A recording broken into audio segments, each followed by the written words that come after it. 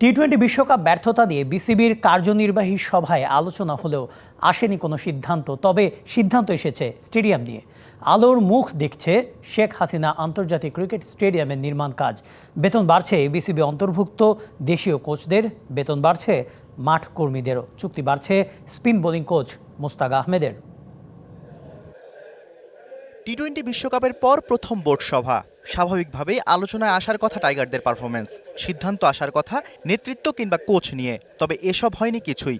সিদ্ধান্ত এসেছে অন্যান্য বিষয়ে, যার অনেকটা জুড়েই অবকাঠামোগত উন্নয়ন। দীর্ঘদিন ধরেই ঝুলে আছে প্রস্তাবিত শেখ হাসিনা আন্তর্জাতিক স্টেডিয়ামের নির্মাণ কাজ।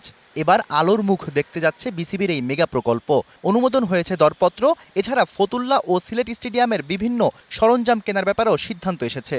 মানের আমরা সবকিছু ঠিক করতে চাচ্ছি, ওইটার সাথে যে সাপোর্টটা দরকার, বিশেষ করে নগদের কাছে সব গ্রাহকই প্রিয়, তাই তো সারা দেশে ক্যাশ আউট চার্জ সবচেয়ে কম।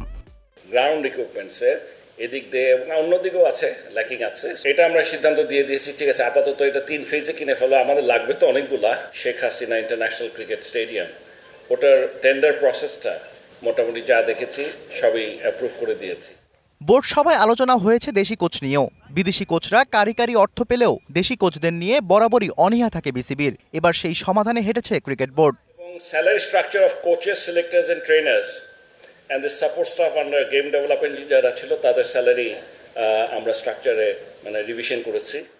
গেল এপ্রিলে টাইগার স্পিনারদের দায়িত্ব নিতে ঢাকায় এসেছিলেন পাকিস্তানের কিংবদন্তি মুশতাক আহমেদ। মূলত সদ্য সমাপ্ত টি-20 বিশ্বকাপ পর্যন্তই তার সাথে চুক্তি করেছিল বিসিবি। তবে এবার পাকিস্তানি এই লিজেন্ডের কাজে সন্তুষ্ট হয়ে চুক্তি বাড়ানোর সিদ্ধান্ত নেওয়া হয়েছে। মোশতাক ওর সাথে আমরা we are ready to extend, এই সিদ্ধান্তটা হয়ে গেছে। অন দি আদার হ্যান্ড আমরা আবার কিছু নতুন অপশনও খুঁজছি। Shahriar Hossain, DBC news, Dhaka.